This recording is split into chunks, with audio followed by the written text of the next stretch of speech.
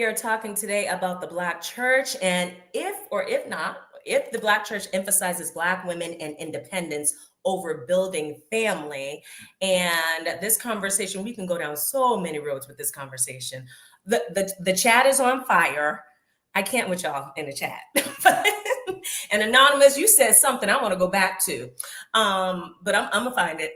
Dr. Alicia, you were doing a lot of this and hums and ha's, and I see it. What do you have to say about what you were saying? Let me tell you, Mary Dean, stop. You give me stop. Okay, I like what everybody is saying, because we cannot define ourselves by whether we're in a relationship with somebody or not. We can't. That is not our entire identity. Is not based on I'm gonna be a wife. That's not it. You're so many other things, and it doesn't have to be surrounded around this one sort of status. And yeah, I mean, if you're with a man and his external life is chaotic, he's going to bring this chaos into your life. I mean, it just happens that way. If he's committed to growth in all of his perfect imperfections that all of us have, if he's committed to growing and he's committed to learning, and he has a good self-esteem so that he can do. If you don't have a self-esteem, you're not going to grow, because you're going to be taking your issues out on your partner, which happens a lot. But if you feel good about yourself in general, you are committed to learning and growing with another person. That's beautiful. Those are the people who are ready for being in a relationship with someone.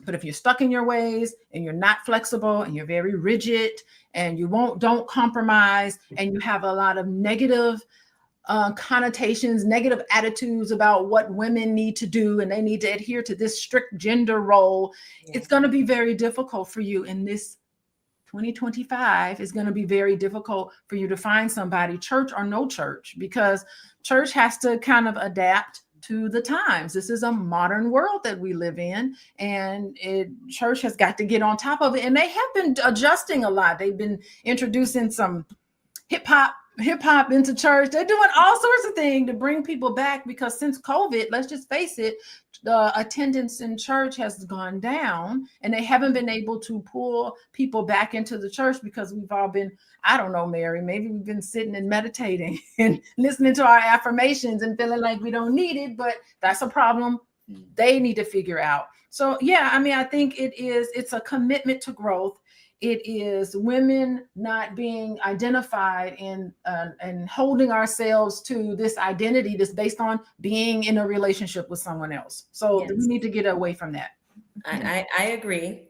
Society and social media puts that pressure. Like, if you're a woman and you're single, and Tiara, maybe you can speak to this in the church, but like in society, if you're a woman and you're single, just in this day and age and online, it's like, what's wrong with you?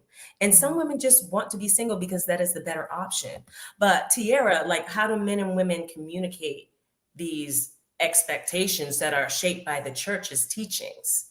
Like, if a woman is in church and she's getting certain teachings, but she's dating a man that's maybe outside of church, how do they communicate to get on the same page? Yeah.